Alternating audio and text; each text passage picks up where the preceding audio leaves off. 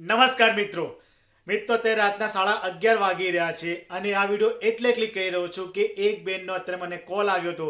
એ બેનનું આવતીકાલે રનિંગ છે.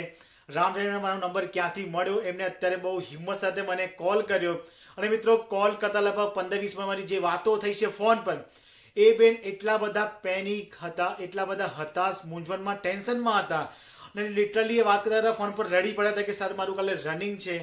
અત્યારે જસ્ટ મેં યુટ્યુબ સ્ક્રોલ કરતી તમારો ક્યાંક મને વિડીયો મળ્યો, મેં આખો તમારો વિડીયો જોયો અને વિડીયો જોયા પછી મને એવું થયું કે એની હા તમારી જોડે મારે વાત કરવી છે. મેં તમારા બધા વિડીયો સ્ક્રોલ કરતી ગઈ અને એમાંથી કોઈ એક વિડીયોમાં મને તમારો નંબર મળ્યો એટલે તમને અત્યારે કોલ કરી રહ્યું છું. મિત્રો ખરેખર એ બેન સાથે વાતો કરતા કરતા મને ઘણી નવી વસ્તુ જાણવા મળી. એ બેન એટલા બધા અત્યારે હાલ હતાશ ને મૂંઝવણમાં હતા કારણ કે તેમને એવું છે કે એમને મતલબ મગજમાં એવું છે કે એની હાવ મારે ખાખી લેવી છે, મારે પોલીસ કોન્સ્ટેબલ બનવું છે. મિત્રો અહીંથી એક બાબત આપણે શીખવાની જરૂર છે કે કોઈ પણ વસ્તુ આપણા માટે અંતિમ નથી હોતી.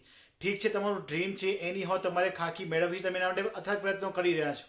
પણ મિત્રો ખાસ એ બાજુ મેં તે બેનને પણ સમજાવ્યું કે તમે તમારો પૂરતો પ્રયાસ કરજો. મેં ઘણું બધું મારા હિસાબે જે કંઈ મેં વસ્તુ હતું હું શીખ્યો છું એ તમામ વસ્તુ મેં તેમને સમજાવી, એમને મોટિવેટ કર્યા. ઇવન જે હકાર વેમાં એ કઈ રીતે વિચારી શકે છે એ વાત તેમનામાં મેં ચીંધી. અને હાલ એ બેને મને અત્યારે પ્રોમિસ એવો આપ્યો છે કે સર હું તમને પ્રોમિસ આપું છું કે એક્ઝામમાં હું પાસ થવું ના થવું એ સેકન્ડ થિંગ છે, પણ હું તમને પ્રોમિસ આપું છું કે આવતીકાલે જ્યારે મારા ગ્રાઉન્ડમાં હું જઈશ તો ગમે તે ભોગે મારે 9:30 મિનિટ સુધી મારે ગ્રાઉન્ડમાં દોડવું છે. કારણ કે મેં એમનાથી એક જ પ્રોમિસ માંગ્યું છે કે ભાઈ તમે એક કામ કરજો કે ગમે તે થાય, તમારો પાસ્ટમાં ભલે તમારો 10:30 મિનિટનો સમય આવતો તો ગમે તે થાય, પણ તમે કાલે ગ્રાઉન્ડમાં જજો 9:30 મિનિટ સુધી તમે એની હાવ ખાલી દોડતા રહેજો. પાસ થાવ ના થાવ એ નિયતિ છે, કુદરત નક્કી કરશે. તમે તમારું 100% આપજો. તે બેન પણ હવે જોઈએ કે એમનું શું થાય છે. આપણે ભગવાને પ્રયાસ કરીશું એ બેન પાસ થાય, કારણ કે મેં એમને કીધું છે જો તમે પાસ થઈ જાઓ તો પછી ફરીથી મને કોલ કરીને મને જણાવજો. સો મિત્રો ખાસ એ બધી વસ્તુ શીખવાની જરૂર છે કે એ બેન જેમ કે આપણે એક વિડીયોમાં આગળ વાત કરી હતી કે તમારે રનિંગ પહેલાં શું ન કરવું જોઈએ. એમાં મેં ખાસ તમને ઘસીને એક વાત કરી હતી કે તમે જો તમારું રનિંગ હોય 2-3 દિવસ આગલાથી જ તમારે કોઈ પ્રકારના વિડીયો ન જોવા જોઈએ, કોઈ પ્રકારના આવી રીતે ટિપ્સ, કારણ કે તમે જે વસ્તુ તમે પ્રેક્ટિસ કરતા આવ્યા છો આપણે એ જ વસ્તુ જરૂર કરવાની છે ગ્રાઉન્ડમાં. અને મિત્રો એક બીજી વસ્તુ કે એ બેને એક વાત કરી હતી કે મતલબ મને લાગ્યું એના માટે હું ખાસ આ વિડીયો બનાવ્યો. એમ કહેતા હતા કે સર જો હું મતલબ એક્ઝામમાં પાસ નહીં થઉં તો મારું ભવિષ્ય શું, હું આગળ મારું શું થશે. તો મિત્રો ખાસ એક વસ્તુ તમારે સમજવાની જરૂર છે. હાલ હું તમારી સામે બેસીને યુટ્યુબ પર વિડીયો બનાવી રહ્યો છું. મિત્રો ન કહેવાની વાત તમને કહું કે હું જ્યારે વિડીયો અપલોડ કરું છું, ઇવન ગમે તે લોકો જે વિડીયો અપલોડ કરે છે, કોઈ ક્લાસીસવાળા હોય કાં તો ગમે તે, એ તમામ વ્યક્તિને યુટ્યુબ પરથી વિડીયો અપલોડ કરવાના પૈસા મળે છે. તમે જોશો કે મારી ચેનલ પર લગભગ મેં આની આગળ જે 3-4 વિડીયો અપલોડ કર્યા છે અને આપ લોકોના પ્રેમથી ખૂબ સારો મને પ્રતિસાદ જે મળ્યો છે અને લગભગ એ વિડીયોમાં જે 25,000 મને વ્યૂઝ મળ્યા છે. મિત્રો એ વિડીયોમાં અત્યારે મને હાલ $7 જેટલા મને યુટ્યુબે પૈસા આપ્યા છે. મને લગભગ જો ગણતરીમાં આપણે ગણવા જઈએ તો લગભગ ₹550 મને મળ્યા છે યુટ્યુબથી.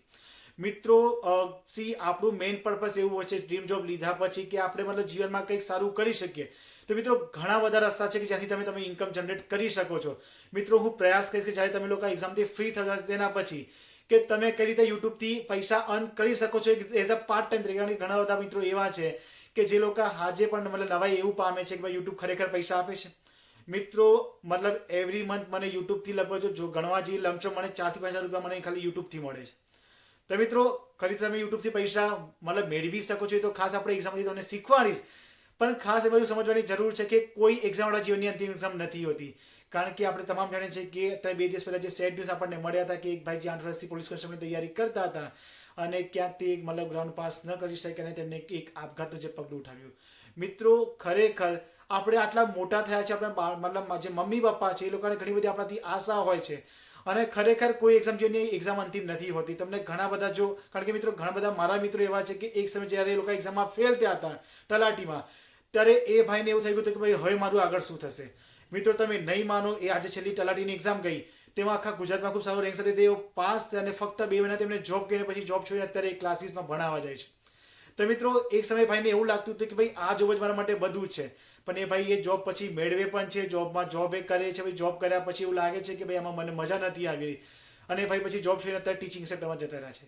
તમે વિચારો કે જો એ ભાઈ જ્યારે એક્ઝામમાં જ્યારે રેવન્યુ તલાટીમાં જ્યારે ફેલ થયા હતા, જો એ ભાઈ એ સમય વિચાર્યું કે ભાઈ હવે મારું આગળ કંઈ જ નથી, હવે પછીથી એક્ઝામ આવે છે, ભાઈ એક્ઝામમાં પાસ થાય છે, મને તલાટીની જોબ મેળવી લે છે, જોબ મેળવ્યા પછી તેમાં જોબ કરે છે અને પછી એ ભાઈ મને હું પ્રયત્ન કરીશ કે આપણા યુટ્યુબ પર લાવીશ. તો મિત્રો એ ભાઈની મને એ વાત મને ખૂબ ગમી કે ભાઈ જે દેશમાં આપણે વિચારતા કે ભાઈ હવે આગળ શું થશે, ફેલ થઈ ગયો, હવે આપણું કંઈ થાય જ નહીં ને આતે ફરી એ જ વસ્તુ એ ડિપાર્ટમેન્ટમાં ફરીથી એ વ્યક્તિ જાય છે ને ડિપાર્ટમેન્ટમાં ગયા પછી જોબ કર્યા પછી એવું થાય છે કે ભાઈ આ વસ્તુ આપણા માટે હતી જ નહીં. તો મિત્રો આપણે બહુ જલ્દીથી કોઈ વસ્તુ ડિસિઝન લઈ લેતા હોય છે, એ વસ્તુ ખૂબ ખોટી છે, તદ્દન ખોટી છે. તો હવે તો ખાસ આપણે બધા વિડીયો લાંબુ નથી કરતા, પણ ખાસ તમને સમજવાની જરૂર એવી છે કે જે લોકોને ત્યાં રનિંગ બાકી છે, બહુ નિરાશ, બહુ શાંતિ, મતલબ નિરાશ થવાની જરૂર નથી. તમારે બહુ હળવાશ સાથે, બહુ શાંતિથી તમારે બસ તમે જે પ્રેક્ટિસ કરી છે પ્રેક્ટિસ પર ભરોસો રાખજો. અને મિત્રો એક બીજી વસ્તુ કે જો તમે ભલે તમારું ટાઈમિંગ ન આવ્યું અત્યાર સુધી, તો જો તમે ગ્રાઉન્ડમાં જશો, જો તમે હકારાત્મક વિચારતા હશો, તો 100% તમે સારી તમે એક્ઝામ પાસ કરી જશો. તો વધારે મતલબ આ બધી વસ્તુમાં વિચારવાની જરૂર નથી.